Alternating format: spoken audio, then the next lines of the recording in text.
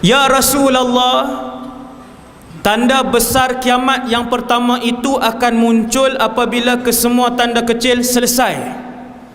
Ya Rasulullah, bagaimana kami nak tahu bahawa tanda kiamat yang pertama itu sangat dekat? Maka Nabi pun sebut satu hadis kepada para sahabat. Saya bacakan kepada tuan-tuan pada malam ni. Tuan-tuan tengok hadis dan petanda yang Nabi sebut tu berlaku ke tidak lagi. Hadis sahih. Nabi kata nak tahu tanda kecil, tanda besar kiamat pertama itu dekat. Nabi kata inna amamad dajjal sinuna khadda'ah. Apabila kalian tengok dalam masyarakat dekat-dekat dengan kemunculan tanda besar kiamat yang pertama, iaitulah Dajjal, di dalam masyarakat, kehidupan masyarakat ketika itu dipenuhi dengan pembohongan. Allahu Akbar. Pembohongan. Tuan-tuan tengok masyarakat hari ini banyak berbohong tak? Hasbunallah wa ni'mal wakil. Penipuan dan pembohongan hari ini dalam internet, dalam kehidupan, di tempat kerja, dalam masyarakat, dengan jiran, dalam keluarga, berdarah daging dalam kehidupan masyarakat. Tuan-tuan tengok hari ini manusia berlumba-lumba untuk siapa menjadi penipu yang paling besar. Ni infun. Banyak tak ni? Allahu Akbar. Kalau nak tipu di masjid ni, dia tak tersebar luas sebab orang masjid datang macam ni 500 orang. Tapi dalam ni, sekali tipu, lepas tu kita share, dalam masa 1 minit 100,000 orang boleh ditipu. Tuan-tuan tengoklah setiap hari apa yang berlaku dalam dunia ni. Setiap hari dia keluar satu mesej, jawatan kosong, di Mak Atafi sekian-sekian, gaji 3,500. Kita nampak dah tu. Macam mana Mak Atafi gaji sampai 3,500 ni? La hawla wa la quwata illa billah al-aliyyil azim. Mesej tu tipu. Viral, semua grup dapat. Macam saya dalam bidang agama, semua grup agama, macam mesej macam ni sampai. Gaji 3,500, Mak Atafi sekian-sekian, tempat sekian-sekian. Viral, rupanya tipu. Cek tak ada. Selang 2 hari, mesej yang sama, tempat lain pula, cari guru tafiz juga, gaji macam tu juga, gaji tinggi, RM3,000 juga tipu. Tuan-tuan, siapa yang rajin ni, yang rajin pitai 2-3 muka surat, duk type kita perlukan guru segera, gaji yang kita tawarkan lumayan, tempat kita sekian, syllabus kita sekian, kriteria guru tu mesti macam ni. Siapa ni yang duk rajin, duk pitik benda-benda tipu ni? Tak ada kerja lain ke? Kalau kamu baca Qul huwallahu ahad, 1/3 ganjaran dia daripada Quran. Tuan-tuan, setiap hari mesej tipu atau fitnah atau sebar aib orang ni penuh, sebar merata. Tetapi fitnah dan tipu itu apabila sampai kepada orang yang beriman, maka dia akan berhenti di situ. Ini kaedah para ulama sebut.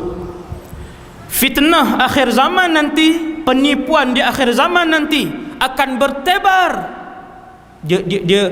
Dia punya penyebaran dia laju, tetapi apabila dia sampai di tangan orang beriman, fitnah dan penipuan itu akan berhenti di situ. Hanya orang beriman saja yang tidak menyebarkan berita palsu, aib orang, penipuan dan sebagainya. Dia tak sebar. Datanglah banyak mana pun sebulan berita, tidak satu pun yang pernah di-share dan disebarkan oleh orang beriman. Takkan. Fitnah itu akan berhenti di tangan orang beriman. Jaga-jaga tuan-tuan. Macam-macam. Nabi sebut, Nabi kata dekat-dekat dengan kedatangan Dajjal, kalian akan melihat dalam kehidupan masyarakat penipuan yang begitu banyak. Sinuna khadda'ah. Banyak tak? Tuan nampak? Tanda yang pertama nak keluar tanda besar kiamat, apabila kalian melihat kesemua tanda kecil telah berlaku. Satu. Yang kedua, apabila kalian melihat di dalam masyarakat penipuan itu begitu banyak. betul-betul macam yang zaman ini yang kita hidup ni. Tuan-tuan, orang tipu buat umrah daripada 10 tahun yang lepas sampai tahun ni 2017 masih ramai lagi ribuan yang ditipu dengan umrah ni, pakej umrah. Tersadai di KLA dan sebagainya, umrah murah RM4,000. Berapa orang mendaftar? 300 orang mendaftar. Yang menipu tu dapat 1.2 juta sebulannya. Satu tempat dia dapat 1.2 juta. Dia pindah pejabat pergi duduk tempat lain. Sewa pejabat tu RM500 je sebulan. Modal dia. Kita ingat dah lama dah penipuan ni berlaku, masyarakat dah tak terpedaya dah. Sampai 2017 baca berita baru ni lah kena juga. Inna lillahi wa inna ilaihi raji'un. Sinuna khadda'ah. Tuan-tuan, ni yang Nabi sebut. Kamu akan melihat dalam kehidupan masyarakat di setiap segi penuh dengan penipuan. Bukan dalam masyarakat saja, no? Yang memerintah pun cara memerintah. Ini bukan sebutan mulut saya bacakan hadis Nabi ni sampai habis. Kata Rasulullah, hadis yang sama, inna amamad dajjal sinuna khadda'ah. Sesungguhnya dekat-dekat dengan kemunculan Dajjal penuh dengan penipuan. Yukadzabu fiha as-sadiq. Orang yang bercakap benar akan dituduh sebagai penipu. Saya nak buat sekolah tuan-tuan sekarang ni. Baru nak mula buat bangunan. Siang malam bekerja baru nak buat bangunan. Tidak ada gaji. Kerana Allah, insya-Allah. Orang tak mesej, dia komen dekat poster sekolah, dia kata jangan jual agama untuk cari dunia. Kat saya, kita tengok mesej dia, kesian. Ratus orang tengok tulisan dia tu, komen dia tu, ratus orang tengok. Dia tuju ke kita, jangan jual agama untuk cari dunia. Yukazzabu fiha as-sadiq. Orang yang bercakap benar pada zaman Dajjal nak muncul akan dikata penipu. Wa yusaddaqu fiha al-kadhib, dan penipu akan dijunjung oleh orang ramai. Dia ni yang cakap benar. Yang nak buat benda agama, orang tuduh ni menipu. Yang memang menzalimi masyarakat, orang kata depa ni lah cakap benar. Subhanallah. Zaman bila tuan? Tak habis lagi. Wa yu'taman wa yukhawwanu fiha al-amin. Orang yang amanah akan dikatakan khianat. Wa yu'tamanu fiha al-kha'in. Dekat-dekat dengan kemunculan Dajjal, kalian akan melihat masyarakat akan mengangkat pengkhianat-pengkhianat sebagai pemimpin mereka. Lagi tinggi jawatan, lagi banyak yang dia sapu. Negara mana kita tak tahu, tapi Nabi sebut. Lagi tinggi jawatan dia, lagi banyak yang dia ambil, yang dia khianat. Rasulullah sebut sallallahu alaihi wasallam, wa yu'tamanu fiha al-kha'in. Orang yang khianat, yang inilah yang diberikan jawatan. Hasbunallah wa ni'mal wakil. Macam khutbah Jumaat pula, letih sekali dengan saya. Minum dulu Ustaz, tuan-tuan. 8 dah. Sekejap. Bismillah. Kemudian tuan-tuan yang dirahmati Allah sekalian,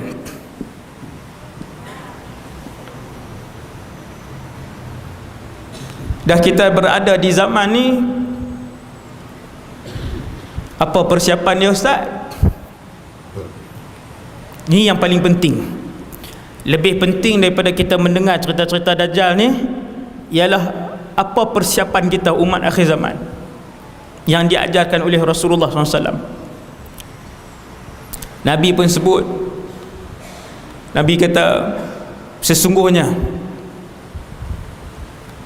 setiap Rasul mengingatkan dan memberi amaran kepada umat mereka tentang bahaya fitnah Dajjal. Tiap-tiap rasul tuan, bukan Nabi Muhammad seorang. Tidak ada nabi kecuali, ini hadis ma min nabiyyin illa wa hadzara ummatahu 'anid dajjal. Saya tak mau baca sangat hadis jadi lagi panjang. Saya terus buat terjemahan. Tidak ada rasul kecuali mereka akan memberi amaran kepada umat mereka tentang dajjal. Bahaya sangat ke? Ya. Kerana apabila dajjal ini muncul mengelilingi setiap inci muka bumi Allah ini, apabila dajjal ini muncul dan mengelilingi setiap bumi, setiap inci muka bumi ini, maka gerak kerja yang akan dilakukan oleh dajjal pertama dan terakhir ialah mensyirikkan umat Nabi Muhammad sallallahu alaihi wasallam. Tuan-tuan faham tak? Itu sebab kenapa kesemua nabi termasuk Rasulullah sallallahu alaihi wasallam dalam berpuluh-puluh hadis, sehingga cerita tentang dajjal ini menjadi mutawatir maknawi kerana banyaknya hadis nabi yang bercakap tentang bahaya dajjal ini. Maka Nabi pun bagi tahu beberapa senjata yang boleh diamalkan oleh umat akhir zaman, dan ia sangat berkesan kerana senjata ini diturunkan khas oleh Allah Subhanahu wa taala untuk membentengi umat akhir zaman daripada ribuan jenis fitnah dan juga bapa kepada segala fitnah, iaitulah fitnah Ad-Dajjal, dan senjata itu ialah surah Al-Kahfi. Yang ni inti kepada ceramah malam ni. Ni saya sebut dah. Siap-siap takut terlupa. Ada 3 cara. Saya sebut siap. Ada 3 cara, 4 cara yang Nabi ajar. Tuan-tuan ingatlah elok-elok. No? Nak mai pula wallahu alam, boleh jadi 4 tahun lagi ke 2 bulan lagi ke, tak tahu dalam ilmu Allah. 4 cara. Yang pertama, membaca surah Al-Kahfi ayat 1 hingga ayat 110 pada setiap hari Jumaat sekali. Itu cara yang pertama. Hari ni hari Jumaat, bacalah bila-bila pun pada hari Jumaat. Pagi boleh, lepas zuhur boleh, lepas asar boleh. Tapi kalau lepas maghrib macam hari ni dah masuk Sabtu. Selepas maghrib hari Khamis, itu dah masuk Jumaat. Lepas maghrib hari Khamis, itu dah masuk Jumaat, dah boleh mula baca Kahfi. Selepas Isyak hari Khamis, itu sudah Jumaat, dah boleh baca Kahfi. Bacalah tuan-tuan. Tuan-tuan akan melihat bagaimana insya-Allah Allah Subhanahu wa taala menjaga diri tuan-tuan dan ahli keluarga tuan-tuan daripada belitan ribuan fitnah akhir zaman. Banyak tak fitnah akhir zaman tuan? Banyak. Ni dajjal ke tak ni? Ni yang saya pegang ni. Ni dajjal lah ni. Kalau tak pandai guna, dia jadi dajjal. Ni handphone ni. Berapa ratus pasangan suami isteri yang bercerai setiap bulan disebabkan telefon ni? Banyak tak? Banyak. Ni ya. Tuan-tuan sekalian, maka fitnah tu banyak. Tuan-tuan nak rasa, siapa yang nak rasa bagaimana Allah melindungi dia dan keluarga dia daripada fitnah, tuan-tuan yang dirahmati Allah sekalian, amalkan Kahfi. Cara yang pertama, baca Kahfi seminggu sekali pada hari Jumaat, ayat 1 sampai ayat 110 sampai habis. 1. Yang kedua, baca Kahfi setiap hari, ayat 1 hingga ayat 10. Mudah ya? Yang ketiga, baca Kahfi setiap hari, ayat 101 hingga ayat 110. Ini cara ketiga. 101 hingga 110. Cara yang keempat yang diajarkan oleh Rasulullah, keempat-empat ni hadis sahih. Bismillah. Alhamdulillah. Cara yang keempat yang diajarkan oleh Rasulullah sallallahu alaihi wasallam ialah membaca doa selepas tahiyat akhir sebelum memberi salam. Fil alamin innaka hamidum majid. Ramai orang tak tahu. Allahu Rabbi, rugi besar. Rupanya Rasulullah sallallahu alaihi wasallam mengamalkan satu doa sabit dengan hadis yang sahih. Setiap kali Nabi salat selepas tahiyat akhir sebelum bagi salam, fil alamin innaka hamidum majid, Nabi akan berdoa. Doanya begini: Allahumma inni a'udzubika min azabi jahannam wa min azabil qabri wa min fitnatil mahya wal mamat. Tiga yang Nabi minta. Apa yang keempat Nabi minta? Wa min syarri fitnatil masihid dajjal. 10 tahun Nabi ulang doa ni. 10 tahun Nabi ulang doa ni. Kita solat maghrib tadi baca tak? Tak baca. Rugi kita. Allahumma inni a'udzubika min azabi jahannam. 1. Wa min azabil qabri. 2. Wa min fitnatil mahya wal mamat. 3. Wa min syarri fitnatil masihid dajjal. 4. Assalamualaikum warahmatullahi. Assalamualaikum warahmatullahi. Kita jadi imam pun boleh baca, kita jadi makmum pun boleh baca. Siapa yang tak sempat tulis, buka dalam internet, tulis doa Nabi dalam tahiyat sebelum beri salam. Doa Nabi dalam tahiyat sebelum beri salam. Naik insya-Allah doa tersebut. Cara yang kelima,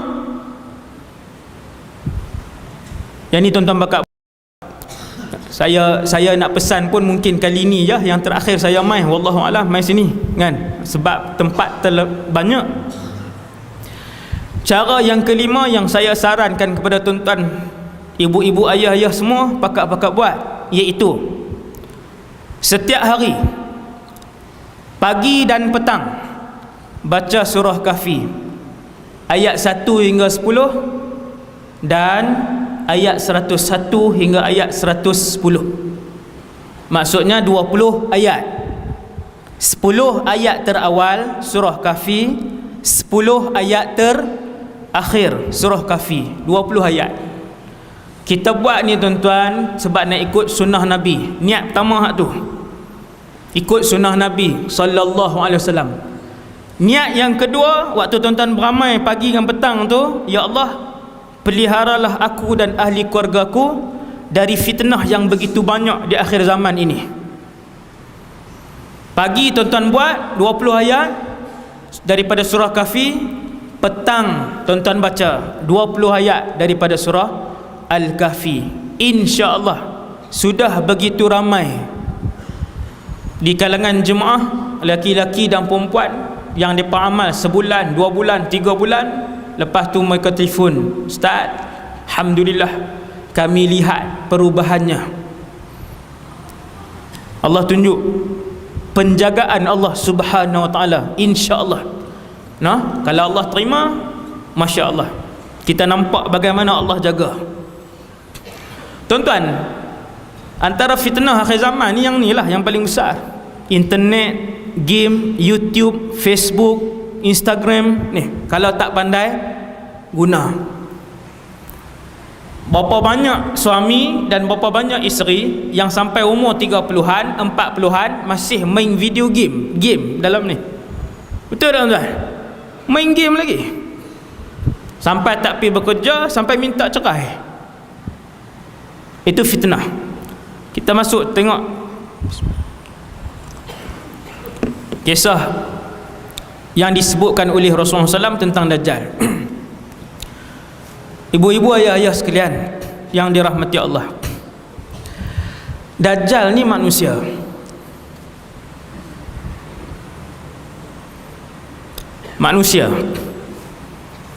dia sudah pun dilahirkan. Pada zaman Rasulullah sallallahu alaihi wasallam ada orang bertemu dengan Dajjal. Sehari saya cerita. Dan Dajjal ini telah pun remaja, pemuda, remaja. Dia umur dia tak tua-tua kau ustaz? Ya, tidak tua-tua. Dia minal munzarin, di kalangan mereka yang dipanjangkan usia. Macam inilah tuan-tuan nak mudah faham. Nabi Isa di mana tuan-tuan? Nabi Isa di langit. Nabi Isa waktu diangkat umur dia 33. Sampai hari ini sudah berapa ribu tahun Nabi Isa alaihissalam 33. Ni nak bagi tuan-tuan faham. Antara makhluk Allah yang dipanjangkan umur, yang tidak mati, antaranya ialah Dajjal. Dajjal ni berapa orang? Seorang, satu saja. Bapa segala Dajjal. Dajjal kecil ada 30. Yang tu dia tak ada kuasa-kuasa apa sangat. Yang bapa segala Dajjal ni satu je. Telah dilahirkan dan telah pun membesar. Minggu lepas ada orang sebarkan satu video. Minggu lepas, baru je. Baru, sebab tu saya sebut setiap minggu. Orang sebar satu video bayi, mata satu, duduk di sini mata dia. Sebar viral video tu. Ulasan di bawah, bayi Dajjal. Menyedarkan kita tentang kebesaran Allah dan kebenaran yang disebutkan oleh Nabi SAW. Lah, kebenaran yang disebutkan oleh Nabi mai ke mana? Dajjal dah besar dah, bukan baru dilahirkan. Yang tu bukan Dajjal. Kalau betul bayi itu memang ada, dilahirkan di Israel, Nabi sallallahu alaihi wasallam dalam satu hadis Nabi beritahu Dajjal dah lama lahir, dah besar pun. Dan mata Dajjal bukan satu, mata dia dua. Tapi disebabkan tak ada ilmu, orang sebarkan. Dalam grup ustaz-ustaz ada. Loh, kita pun mikir tak lepas tuan-tuan. Macam mana ustaz ni faham? Macam mana dia boleh sebar, share video ni? Benda tu jelas-jelas bertentangan dengan hadis Nabi sallallahu alaihi wasallam. Dah bertentangan dengan hadis Nabi, kenapa share lagi? Nampak tuan-tuan? Okey, malam ni kita sebut Dajjal ni dia dah lama lahir dan dia dah pun membesar. Dia manusia. Yang kedua, dia lelaki. Lelaki. Tuan-tuan tengok orang viral pula video lepas ni, bayi perempuan pula, mata satu, tengah-tengah mata satu. Mengejutkan, seorang bayi telah pun keluar, isteri kepada Dajjal pula dah. Sebab bayi perempuan. Tuan-tuan nak viral kah? Tak payah lah. Tak boleh viral. Benda tak betul. Dajjal telah pun dilahirkan, dia telah pun dewasa, syab, pemuda. Seorang manusia yang sempurna tubuh badan dia, mata dia dua, hidung dia, mulut dia, telinga dua, tangan dua, jari dia 10, manusia. Dan di mana dia sekarang? Ada 30 orang yang pernah melihat Dajjal di dalam muka bumi ni, dalam alam ni. Sabit dengan hadis yang sahih cerita tentang 30 orang tersebut. Saya ringkaskan kepada tuan-tuan.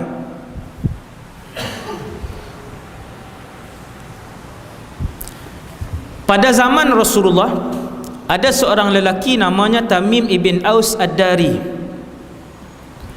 Dia naik kapal bersama dengan 30 orang daripada kabilah Lukham dan Judham.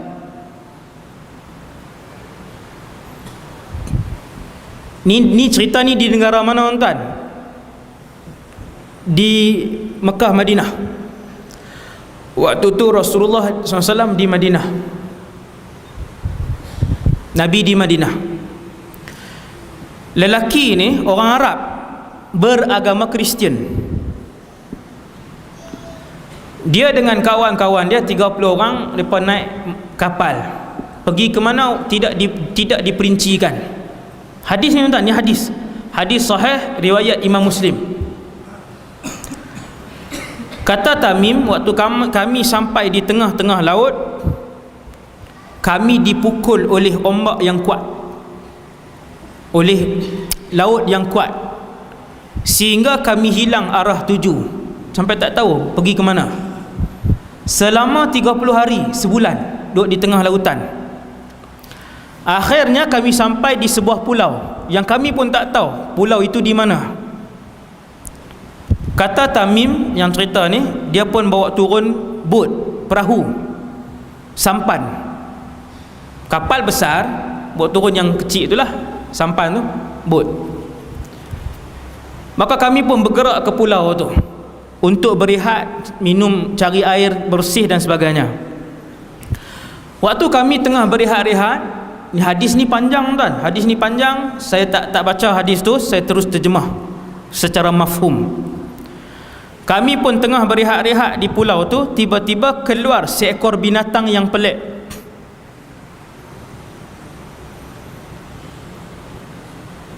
Binatang ini berbulu lebat sehingga menutup seluruh bahagian badannya. Kemudian binatang ni pun datang dekat. Tuan-tuan, kalaulah binatang tu singa, sahabat akan sebut singa. Kalau binatang itu unta, sahabat akan sebut unta. Kalau binatang itu kerbau, sahabat akan sebut kerbau. Sebab binatang-binatang buas ini, binatang-binatang buas ini boleh dilihat di bumi Madinah pada zaman itu. Madinah pada zaman Rasulullah bukan macam hari ini tuan-tuan. Madinah pada zaman dulu 1400 tahun yang lalu dikelilingi oleh hutan tebal. Ini kena tengok sejarah geografi Madinah 1400 tahun yang lalu. Hutan tebal, gajah sahabat tengok, harimau sahabat tengok, pelanduk kijang sahabat tengok. Tebalnya hutan di Madinah ketika tu. Bila binatang ni keluar daripada pulau ni, seekor saja, dia berjalan mendekati 30 orang tadi, kemudian dia bercakap, siapa kalian? Binatang tadi. Maka Tamim ibn Aus kata, kami pun jawab, kami adalah pemuda-pemuda Arab Kristian. Waktu tu tak Islam lagi, dia tak masuk Islam lagi. Kami pemuda-pemuda Arab Kristian, daripada semenanjung tanah Arab kami keluar. Sampai tengah perjalanan, tengah-tengah lautan, tiba-tiba laut mengganas. Kami dipukul oleh arus selama sebulan. Akhirnya terdampar di pulau ini. Tuan-tuan, bercakap dengan siapa? Binatang.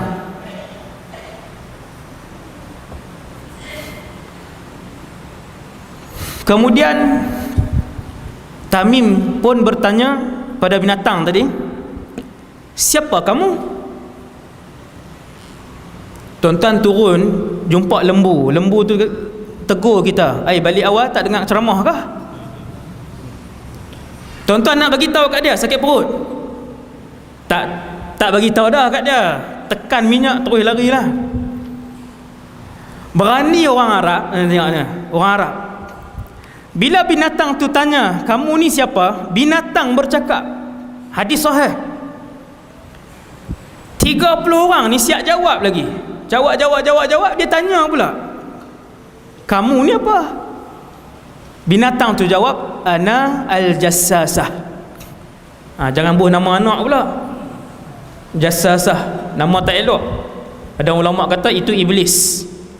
Ada ulama sebut jassasah tu ialah iblis. Dia berupa jadi binatang huduh tu. Satu pandangan lah, satu pandangan. Anal jassasah. 30 orang ni tanya, jassasah tu apa? Dia tak jawab. Dia kata,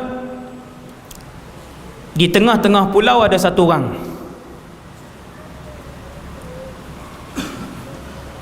yang sudah lama menunggu kabar berita daripada orang lain. Ada orang pula dah di pulau tu. Maka orang yang duduk di tengah-tengah pulau tu nak jumpa dengan kalian, yang 30 orang tadi. Maka yang 30 orang tadi dalam keadaan yang tercengang. Pulau ni pulau apa? Ada binatang pelik ni, kalau pi tengah-tengah pulau ni, manusia tu syaitan ke apa ke, habis kita. Ini Tamim cerita. Tapi mereka pergi juga. Mereka pergi ke tengah-tengah pulau. Berjalan 30 orang ke tengah-tengah pulau. Ini tuan-tuan tengok. Berjalanlah 30 orang ni masuk ke dalam hutan. Akhirnya sampai di satu tempat penahanan. Masuk ke dalam. Kata Tamim, kami pun masuk ke dalam. Dan begitu terkejut, kami mendapati di dalam itu ada satu orang lelaki, manusia, tetapi tubuhnya sangatlah besar.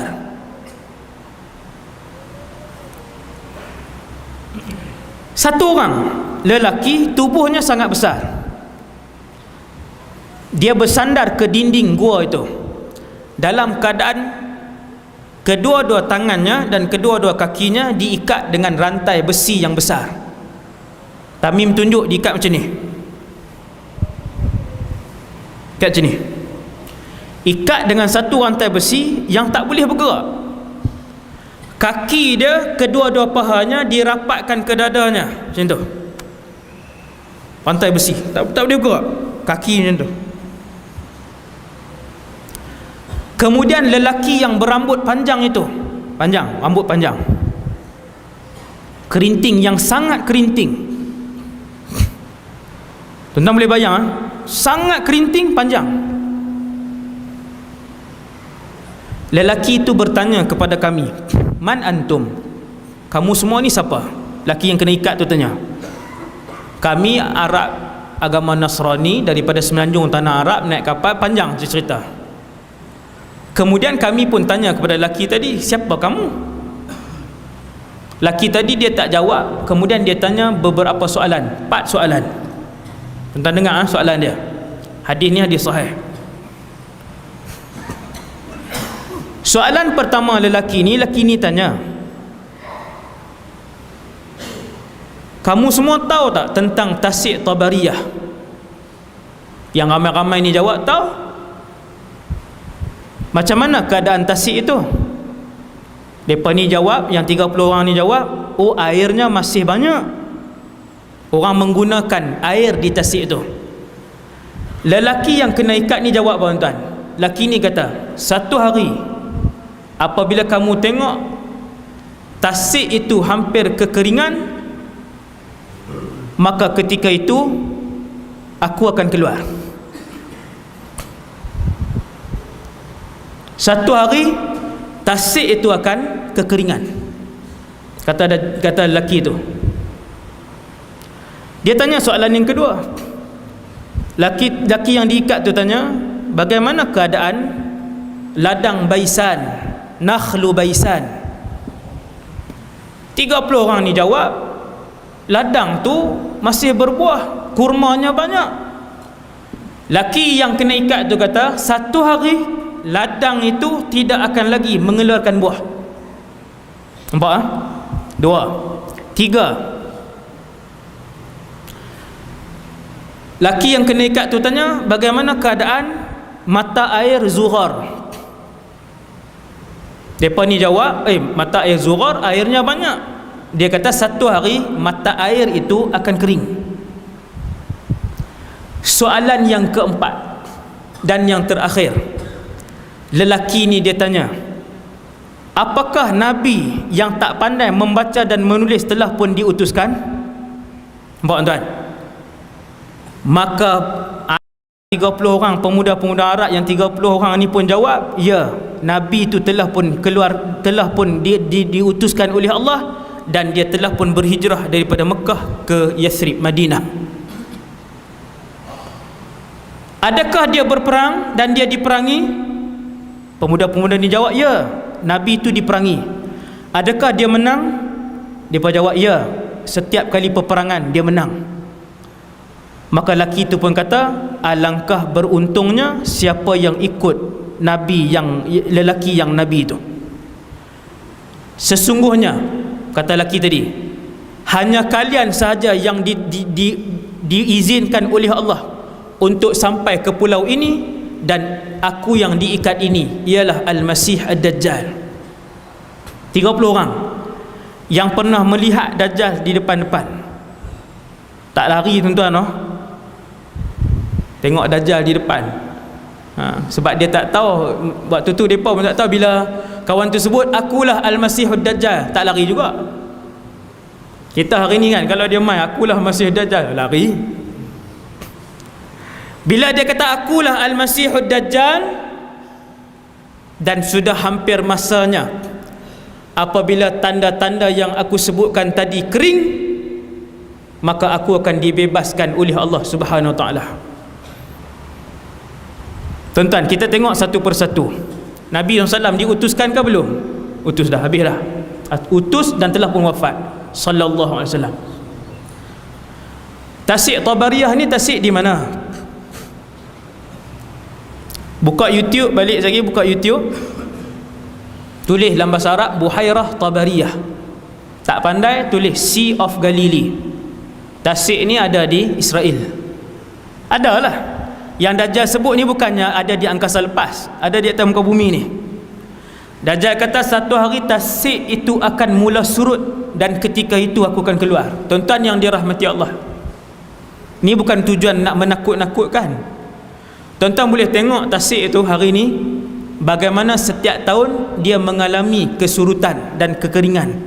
Tiap-tiap tahun kadar air dalam Tasik Tabariyah, Sea of Galilee itu setiap bulan menurun. Siapa yang jaga Tasik Tabariyah hari ini? Negara haram Israel. Kementerian Israel dia letak satu kayu penanda aras tu, sebab tasik itu kering setiap bulan.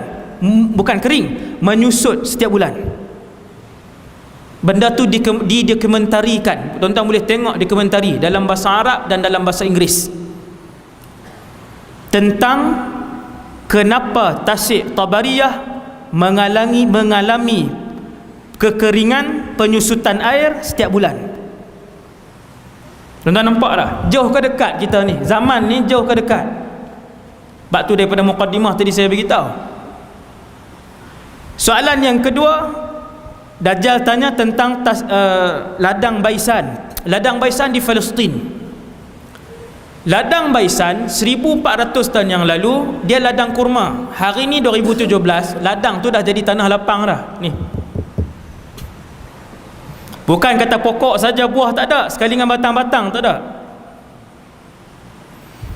Dajjal kata apabila kalian melihat Nakhlu Baisan tidak lagi mengeluarkan buah, maka ketika itu zaman untuk aku muncul telah hampir. Zaman mana tuan? Zaman mana? Siapan? Soalan yang ketiga, dia tanya tentang Ain Zughar, mata air Zughar. Antara ulama moden yang alim yang menafsirkan dan mencari Ain Zughar ni adalah mufti Mesir yang lepas, Dr. Ali Jum'ah.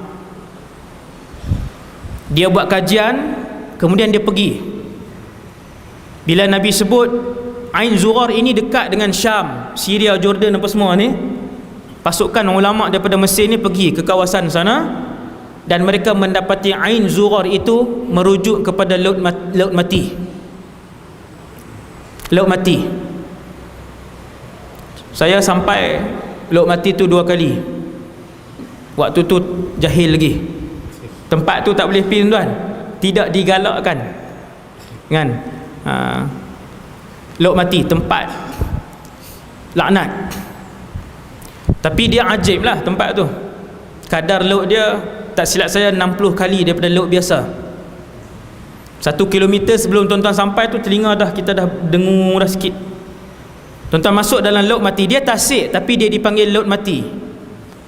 Bila tuan-tuan masuk, tuan-tuan berjalan dalam, dia tak tenggelam. Tuan-tuan boleh berjalan sampai tengah. Laut mati itu 100 tahun yang lalu penduduk di situ sebut Ain Zughar.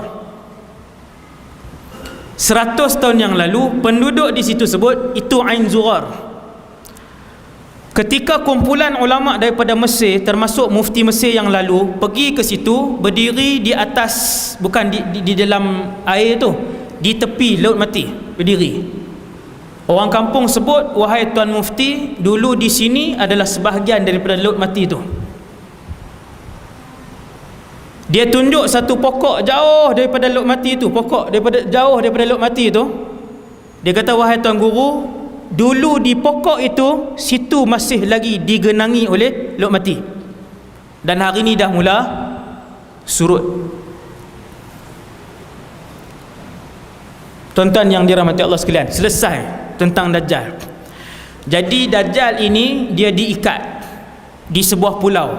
Dia lelaki, dia pemuda, rambutnya kerinting, matanya dua tetapi buta di sebelah kanan matanya, mata kanan buta.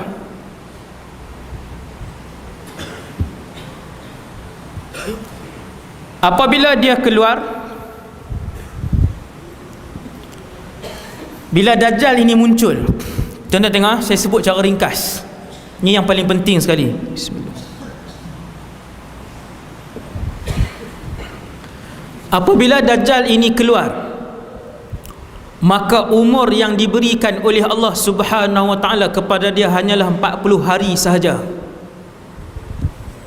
Kita pun kata apa? Alhamdulillah, 40 hari singkat je. Nabi kata hari pertama Dajjal itu keluar, panjang hari itu seperti setahun. Tang ni tak Alhamdulillah, tang ni innalillah. Tuan-tuan, apabila Dajjal itu keluar, Allah memberikan umur kepadanya hanya 40 hari. Okay, lega. Tiba-tiba Nabi sambung hadis tu. Nabi kata hari pertama Dajjal itu keluar, panjang hari itu akan menjadi seperti setahun. Tempoh yang Nabi sebut itu, tuan-tuan yang dirahmati Allah, tempoh tu kiasan ke hakikat? Kata para ulama, tempoh itu hakikat. Setahun itu hakikat. 24 jam darab 365. Hari ni satu hari 24 jam. Hari ni satu hari 24 jam.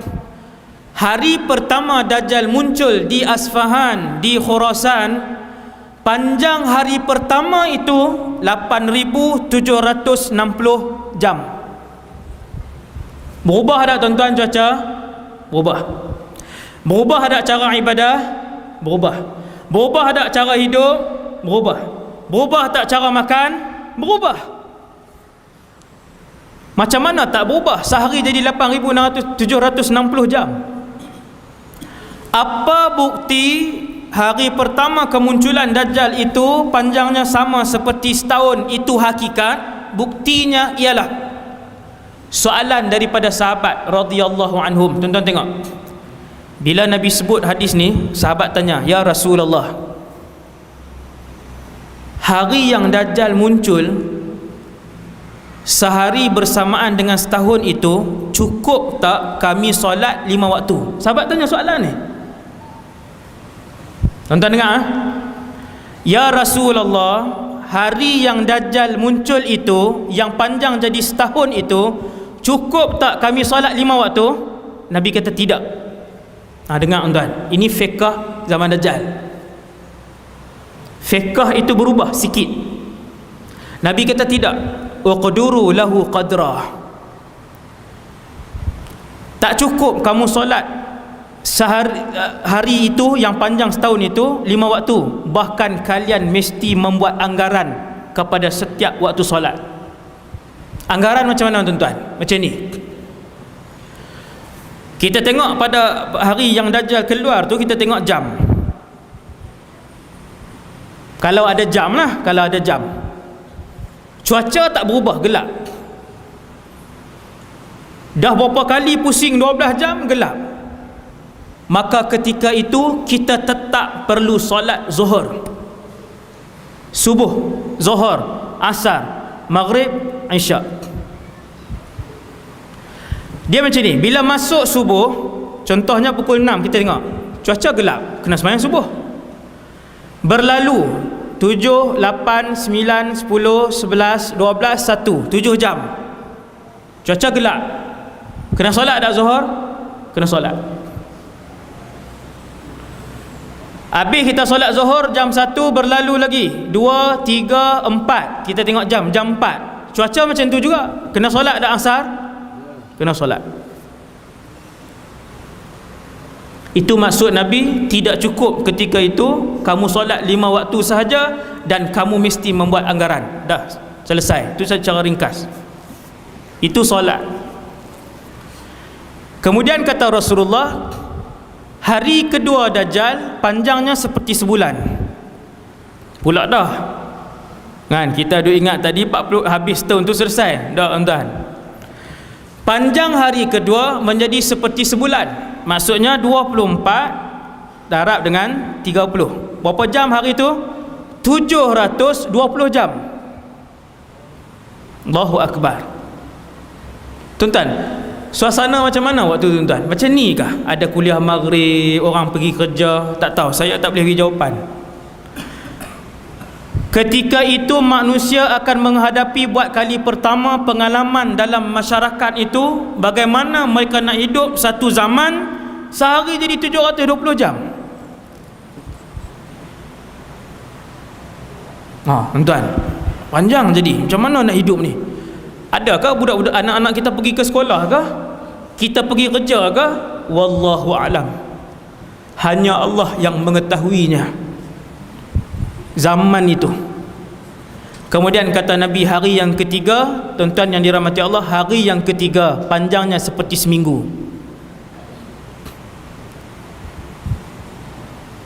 (24) darab dengan 7, 168 jam. Dan hari yang keempat kata Nabi SAW, barulah hari itu berjalan seperti hari-hari biasa kalian. Hari keempat. Semua sekali tuan-tuan, 365 campur dengan 30 campur dengan 7 hari campur dengan 27, semua sekali lebih kurang 429 hari. Lama tuan-tuan. Benda kedua yang paling besar yang saya nak sebut kepada tuan-tuan, yang pertama solat. Yang kedua yang paling besar ialah apabila sahabat tanya, ya Rasulullah,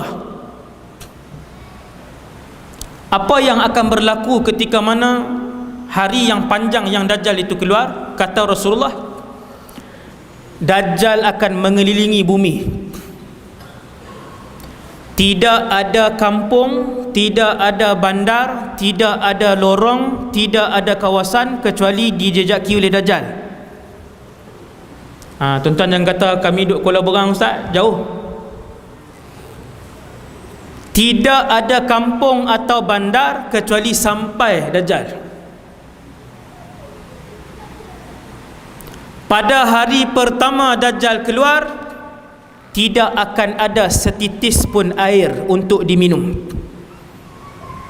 dan tidak akan ada sekeping roti pun untuk dimakan.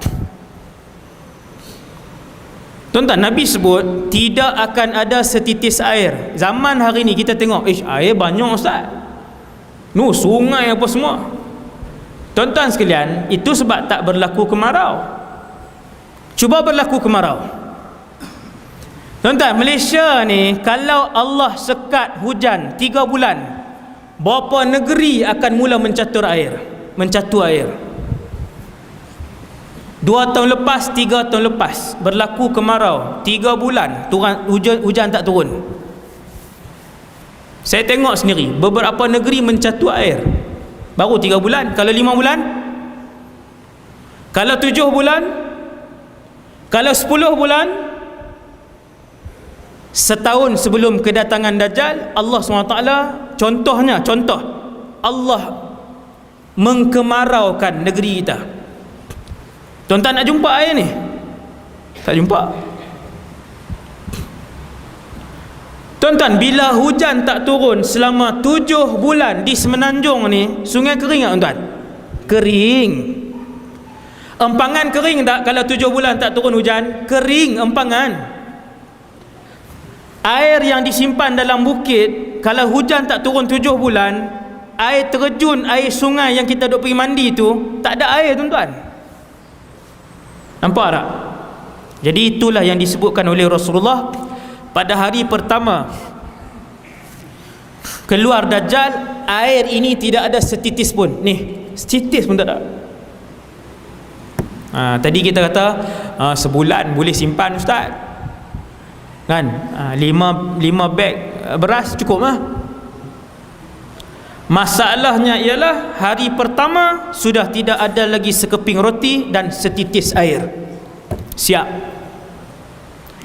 Orang berperang tak tuan-tuan? Tak ada makanan, orang berperang tak? Perang.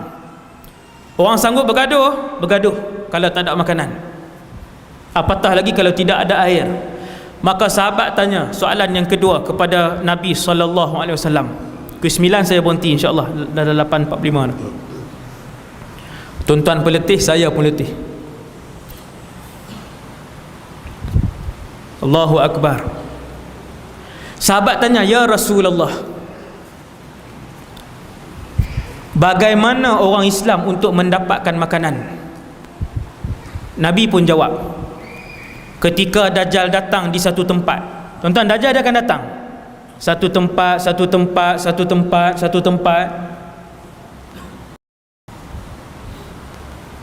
Apabila dia sampai di satu tempat, maka Dajjal akan bawa bergunung-gunung roti dan makanan. Bergunung. Siapa nak dapatkan makanan, siapa nak dapatkan minuman, satu saja ucapan, mudah saja. Dia perlu mengaku, alastu bi rabbikum, bala, kamulah Tuhan kami. Dia kena mengaku macam tu aja. Mudah aja. Mengaku apa tuan-tuan? Jual iman dan akidah yang paling mahal yang ada pada diri kamu, mengaku aku Tuhan kamu, dapat makanan. Waktu tu tuan-tuan, kita akan melihat betapa ramai di kalangan umat Nabi SAW berbondong-bondong ketika mana tidak ada makanan dan minuman. Mereka menyembah Dajjal, mereka mengaku tentang ketuhanan Dajjal, wal'iyazubillah. Yang inilah yang paling ditakuti oleh, yang dirisaukan oleh semua Nabi dan Rasul. Apa dia tuan-tuan? Satu orang umat Nabi Muhammad mengaku Dajjal sebagai Tuhan, maka kafir dan kufurlah dia selama-lamanya, tidak lagi akan keluar daripada neraka Jahannam, wal'iyazubillah. Tuan-tuan, orang sujud, orang mengaku dia Tuhan, habis waktu tu, habis. Maka sahabat tanya, ya Rasulullah, kalau macam tu, kami yang beriman, yang nak pertahankan iman kami ni macam mana ya Rasulullah, kalau kami hidup pada zaman tu? Tuan-tuan tahu apa Nabi jawab? Adakah Nabi jawab Allah SWT akan berikan air pada orang beriman? Sepanjang 400 tahun tempoh yang Dajjal turun tu, 400 tahun, 400 hari. Walaupun 40 hari, tapi hakikatnya ialah 400 hari. Sepanjang tempoh 400 hari Dajjal keluar itu, 400 hari itu orang beriman tak minum dan tidak makan. Macam mana tuan-tuan? Makanan mereka ialah, kata Rasulullah, subhanallah walhamdulillah, la ilaha illallah, wallahu akbar. Masuk akal tuan-tuan? Tak masuk akal. Tetapi itulah makanan orang beriman. Kita hari ni tak makan 4 jam, start motor carilah makanan. Pagi sarapan dah, tengah hari makan nasi dah, petang tu dia nak, petang tu kalau kena juga cakotiau ke, keleko ke, goreng pisang ke. 400 hari mereka yang nak selamatkan iman mereka daripada Dajjal tidak akan meneguk air walaupun satu tegukan. Macam mana tuan-tuan? Saya baca hadis ni, saya termenung panjang, tak boleh nak masuk akal saya. Macam mana nak selamat?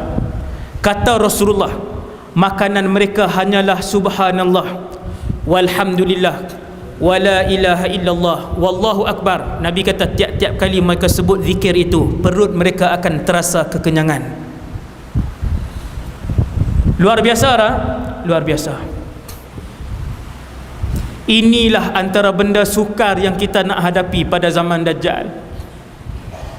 Kalau Allah panjangkan umur duduk pada zaman tu, wal'iyadzubillah, itulah cabaran yang paling besar dalam kehidupan umat Nabi Muhammad sallallahu alaihi wasallam. Besar tuan-tuan cabaran tu. Apabila dia datang ke dalam satu kampung ataupun dalam satu bandar, ini Nabi besar ni. Nabi kata, kamu tengoklah dia, sesungguhnya mata kanannya buta, dan ketika mana dia mengaku bahawa dirinya Tuhan, ketahuilah bahawa Allah itu tidak buta matanya. Tuan-tuan, dia manusia berjalan, bukannya dia terbang. Dajjal itu tidak terbang, dia berjalan seperti manusia, makan seperti manusia, melihat dan bernafas seperti manusia. Bila dia datang, dia berucap di depan 10,000 orang di Kuala Berang ni. Dia kata, akulah Tuhan sekalian alam. Nabi kata, tengok muka dia, lihat kehuduhan matanya, matanya buta, dan Tuhan itu tidak buta. Jangan kalian terpedaya dengan dia. Dan setiap manusia beriman, apabila melihat Dajjal, mereka akan melihat di dahinya akan tertulis 3 huruf, iaitulah kaf, fa, ra. Bacaannya ialah kafir. Tulisan di dahi Dajjal yang disebut sebagai kafir itu tidak akan dapat dibaca oleh orang-orang fasik, munafik dan kafir. Jaga-jaga tuan-tuan, yang ni yang paling saya takut, yang paling kita semua takut. Hari ni kita ada jawatan ustaz, kita ada jawatan mufti, kita ada jawatan imam, kita ada jawatan sekian, kita ada jawatan sekian. Keluar Dajjal nanti tuan-tuan, kawan di sebelah kita nampak di dahi itu, ada tulis di dahi dia, jangan pergi, itu Dajjal. Kita pula kata tak nampak pun. Kenapa tak nampak? Kerana Nabi kata si fasik dan munafik tidak akan dapat baca tulisan itu. Wal'iyadzubillah. Ramai tak fasik hari ni tuan-tuan, munafik. Allahu Rabbi. Tengok, bila kita tengok dia datang kan, nampak di dahi dia jelas. Tuan-tuan, di dahi dia tidak ditulis dengan kapur ataupun cat ataupun pen, tetapi orang-orang beriman akan membaca dengan nur yang diberikan oleh Allah daripada hati. Nur tu naik ke mata, dengan nur itu hidayah Allah, dengan hidayah Allah itu dia pun baca kafir. Dajjal ni lari. Apabila kalian berjumpa dengan Dajjal, larikanlah diri kalian. Bukan pergi interview pula. Lari. Jauhkan diri daripada dia. Jangan risau tak dapat makanan, kerana makanan orang beriman ialah subhanallah, walhamdulillah, wala ilaha illallah, wallahu akbar. Antara yang paling banyak terpengaruh dan terpukau dengan Dajjal antaranya ialah Yahudi, dan yang keduanya wanita. Sehingga kalian akan melihat bagaimana kalian ketika itu akan mengikat ibu, kakak dan adik perempuan kalian di rumah masing-masing. Ikat. Kenapa ikat tuan-tuan? Bila Dajjal dia datang, dia bawa kemewahan, dia bawa makanan, dia bawa minuman, dia bawa emas dan perak. Tuan, orang bawa emas dan perak ni berketul macam ni, bukan iPhone 8, bukan iPhone 10. Emas begini, emas. Nabi kata dia tunjuk ke tanah, terkeluar emas dan perak. Keluar macam tu, keluar. Terpelanting-pelanting, terkeluar-keluar emas dan perak daripada tanah. Dia pun pegang emas dan perak. Siapa yang nak kemewahan, nak makanan ni, sila datang ke depan dan mengaku bahawa aku adalah Tuhan. Tuan-tuan, agak-agak manusia waktu tu berebut dah. Tuan-tuan tengok keadaan saudara-saudara se-Islam kita di Malaysia pada hari ni. yang dikeliling kita pada hari ini, tuan-tuan, agak-agak pada zaman Dajjal keluar, tawarkan emas perak, tawarkan makanan dan minuman pada masa tak ada makanan dan minuman, apakah manusia akan sujud ataupun lari daripada dia? Hari ini kalau ada tawaran RM1,000 pun manusia berebut-rebut RM1,000. Sanggup tak solat berhari-hari, nak beli tiket bola berapa hari orang beratok, buat kemah depan tu 3 hari. Hasbunallah wa ni'mal wakil.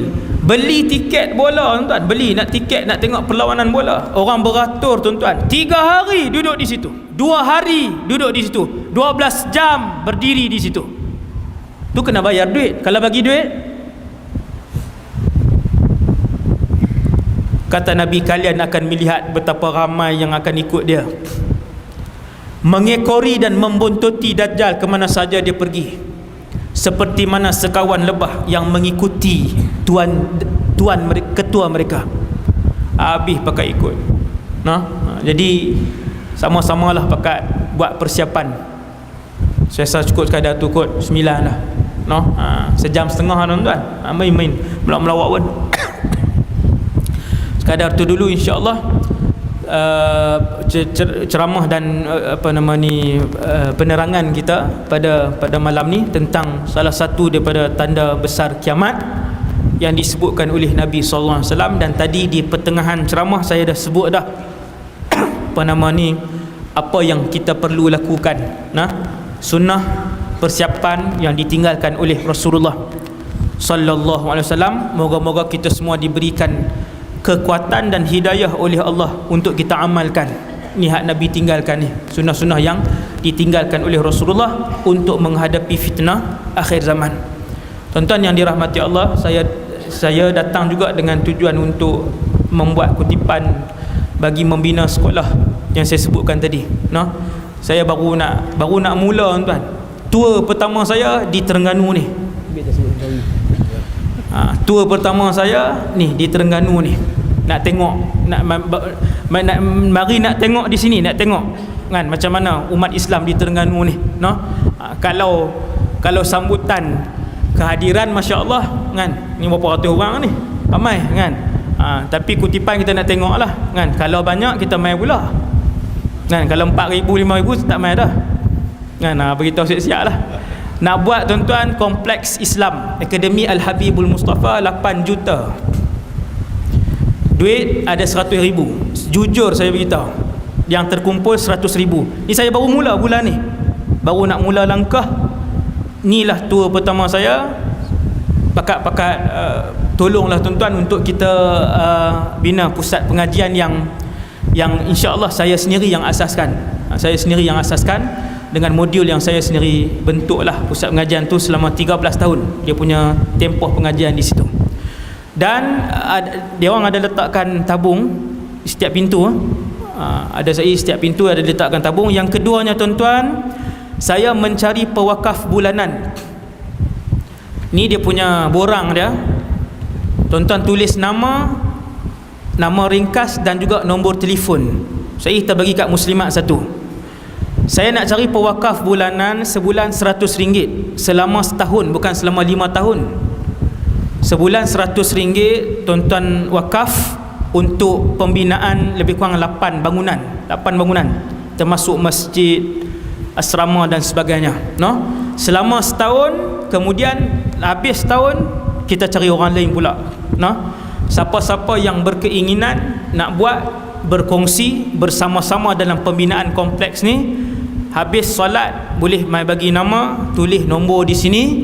Setiap bulan dia masukkan sendiri RM1 ke dalam akaun sekolah. Nak tahu mana akaun sekolah, nanti kita akan beritahu dalam grup WhatsApp. Semua yang mendaftar nama nanti SU sekolah akan bawa masuk dalam grup, satu grup lah. 200 orang Terengganu duduk dalam satu grup. Dalam tu kita akan bagi tahu perkembangan sekolah, bagaimana nak masukkan duit setiap bulan melalui mesin lah, ataupun transfer online. Sebulan RM100, tak boleh RM100, RM80, RM90, ikutlah kemampuan dan keikhlasan kita. Tuan jadi lepas solat, siapa yang nak jadi pewakaf bulanan boleh datang ke depan dan daftar dengan saudara Zarifi. Aqulu qali hadza wa astaghfirullahal azim li wa lakum. Subhanakallahumma bihamdik asyhadu an la ilaha illa ant astaghfiruka wa atubu ilaik. Bismillahirrahmanirrahim. Wal 'asr innal insana lafi khusr illa alladhina amanu wa 'amilus solihat wa tawassaw bil haqq wa tawassaw bis sabr. Bismillahirrahmanirrahim. Alhamdulillah wassalatu wassalamu ala rasulillah wa ala alihi wa sahbihi wa man wala. Allahumma 'allimna ma yanfa'una, ya Allah, ajarkanlah ilmu yang bermanfaat kepada kami. Wanfa'na bima 'allamtana, ya Allah, manfaatkanlah ilmu yang kau curahkan kepada kami. Wazidna ilman wa amalan wa ikhlasan fi hayatina, tambahkanlah pada kami, ya Allah, ilmu, amal ibadah dan keikhlasan dalam kehidupan kami. Sallallahu alaihi wasallam Muhammad wa ala alihi wasallam walhamdulillahi rabbil alamin. Assalam. A'udzu billahi minasyaitonir rajim. Bismillahirrahmanirrahim. Alhamdulillahi rabbil alamin. Wassalatu wassalamu ala asyrafil anbiya'i wal mursalin wa ala alihi wa ashabihi wa man tabi'ahum bi ihsanin ila yaumiddin. Wala hawla wala quwwata illa billah al-aliyyil azim. Wala hawla wala quwwata illa billah al-aliyyil azim. Wala hawla wala quwwata illa billah al-aliyyil azim. Amma ba'd. Pengurusi majlis yang berusaha, pengurusi masjid serta jawatan kuasa, Tuan Imam, Tuan Bilal, para pegawai masjid, muslimin, muslimat, ibu-ibu dan ayah-ayah yang dirahmati Allah Subhanahu wa ta'ala sekalian. Tuan-tuan, pertama sekali nawaitul i'tikaf fi hadzal masjidi sunnatan lillahi ta'ala. Bagi yang belum niat i'tikaf, radina billahi rabba, kami redha Allah Tuhan kami, wa bil islami dina, kami redha Islam cara hidup kami, wa bi Muhammadin nabiyyan wa rasula, dan kami redha bahawa Muhammad sallallahu alaihi wasallam seorang nabi dan rasul. Allah menciptakan alam ni dah lama. Bukan bumi sahaja, alam semua sekali yang luas dah lama. Antara makhluk yang akhir sekali Allah cipta manusia. Waktu Allah cipta Nabi Adam di syurga, binatang dah ada, jin dah ada, iblis dah ada, malaikat dah ada, tumbuh-tumbuhan dah ada, planet-planet dah ada. Kemudian baru cipta manusia. Allah pun takdirkan Nabi Adam dengan Hawa alaihi wassalam turun ke bumi. Bumi inilah yang kita duduk ni. Di kalangan bilion-bilion manusia, Allah pilih Nabi dan Rasul. Semua sekali jumlah Rasul, jumlah Nabi, campur Nabi dan Rasul ni, Nabi-Nabi ni, semua sekali 124,000. Ni maklumat ni.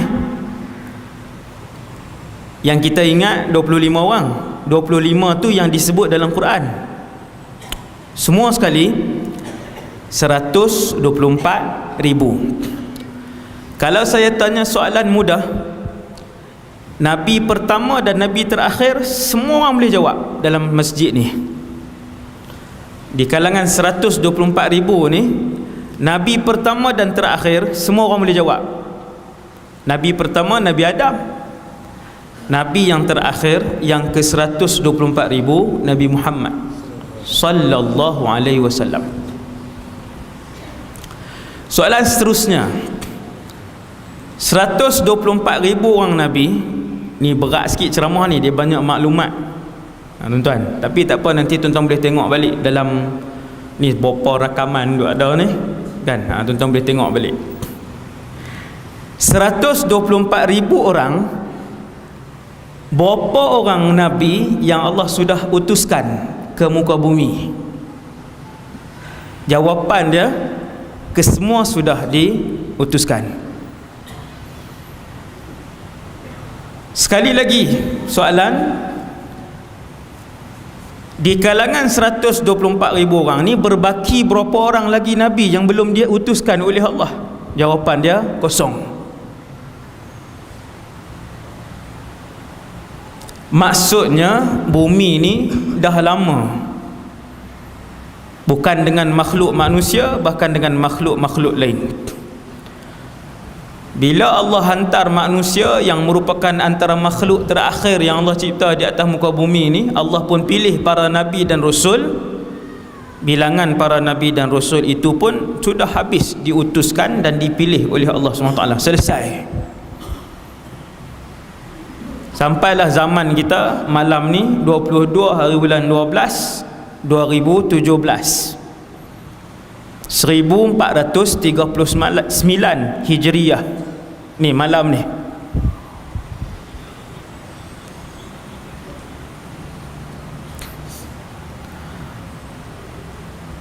Bila dah habis Nabi, apa akan jadi kepada bumi ni? Ni nak masuk ke Dajjal ni, bukan keluar tajuk ni tuan, ni mukadimah. Tajuk Dajjal 3 jam. Kita start 7.40, 8.40, 9.40, 10.40. Pakai balik awal lah lagi. Saya ringkaskan malam ni 1 jam saja. Boleh? 1 jam 10 minit ke 1 jam 15 minit, kita tengoklah, insya-Allah.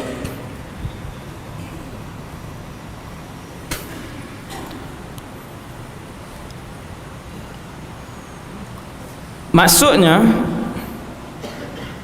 bila manusia ini akhir penciptaannya, kemudian nabi-nabi yang dipilih oleh Allah telah pun habis.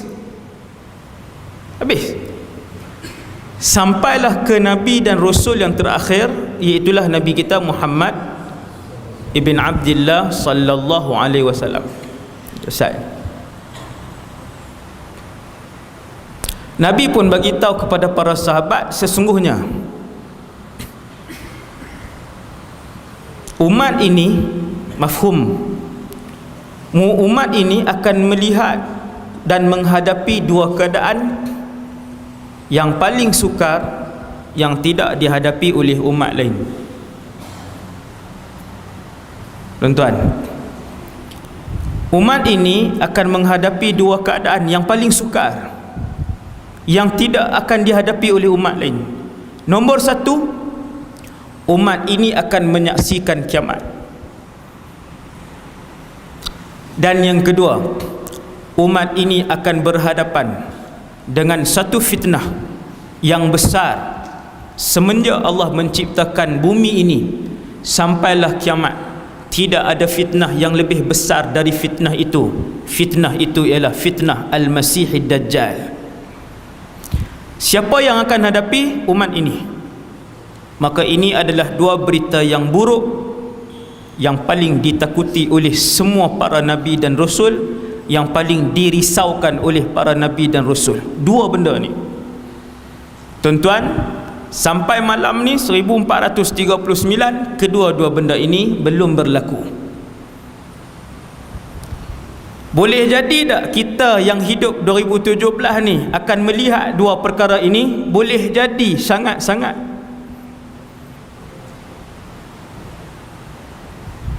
Ni yang masih berbaki 2017 ni, 2018, 2019. Generasi yang masih hidup inilah yang ada kemungkinan akan melihat dan menghadapi dua kejadian besar ini. Wallahu a'lam. Dua benda ni. Bila malaikat Jibril dia datang kepada Rasulullah satu hari, malaikat Jibril datang dengan rupa paras seorang manusia yang berjubah bersih dan putih, rambutnya hitam berkilat. Kemudian malaikat Jibril yang datang dalam rupa orang ni, dia tanya beberapa soalan kepada Rasulullah sallallahu alaihi wasallam. Semua sahabat tak tahu yang tu adalah Jibril.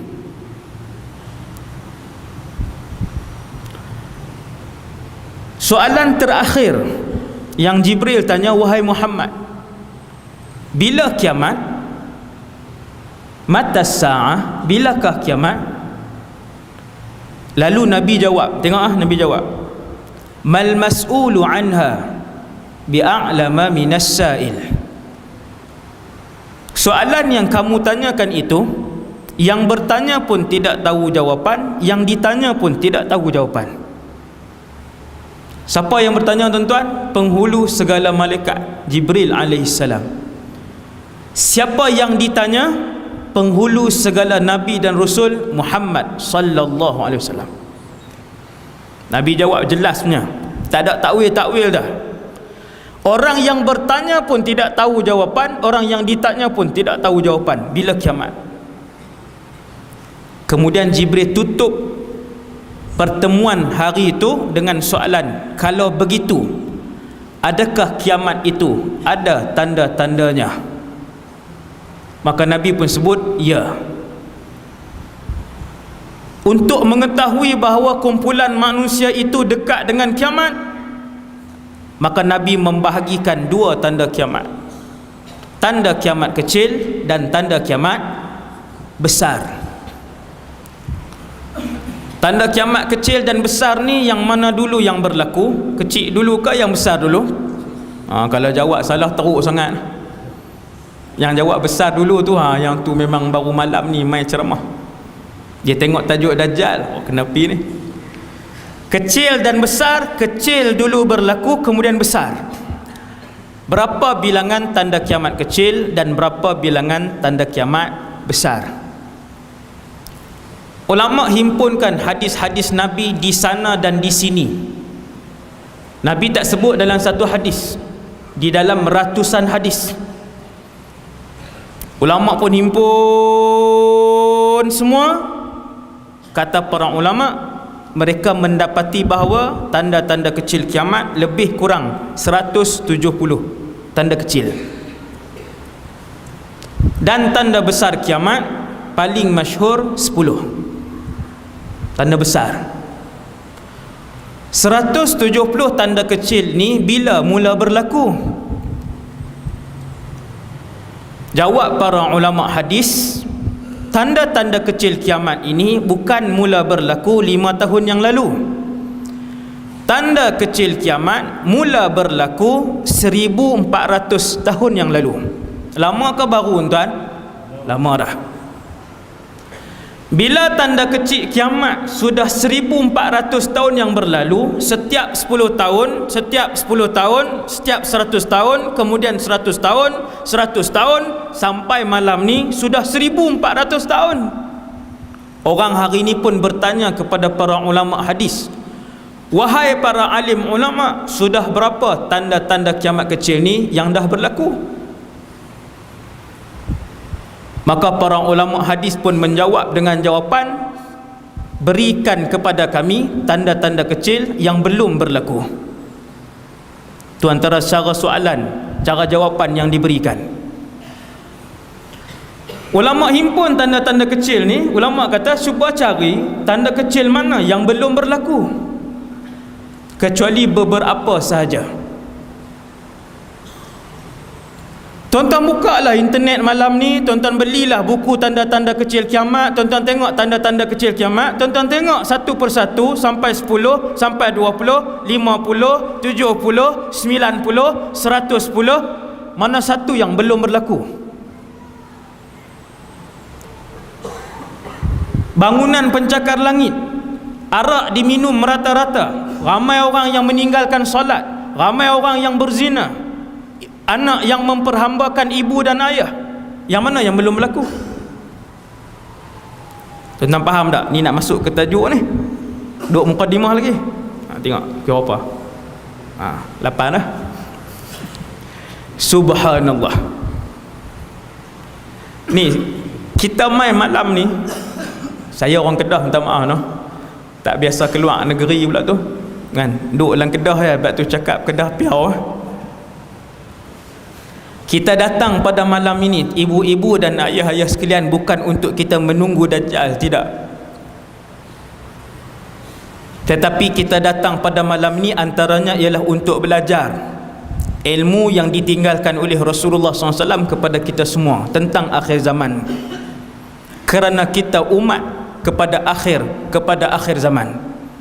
Paling hujung kata para ulama, antara tanda kecil kiamat yang beberapa sahaja yang belum berlaku, antaranya ialah keluarnya Imam Mahdi. Tinggal berapa saja.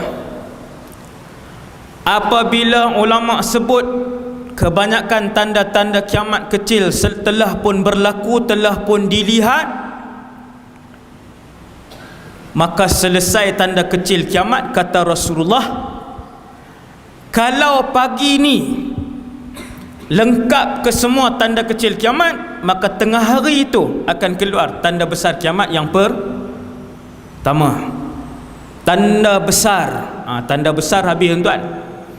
Bila keluar tanda besar, dia berubah banyak benda. Sekejap lagi kita akan bincang. Bila keluar tanda besar yang pertama, cuaca berubah. Habis macam-macam.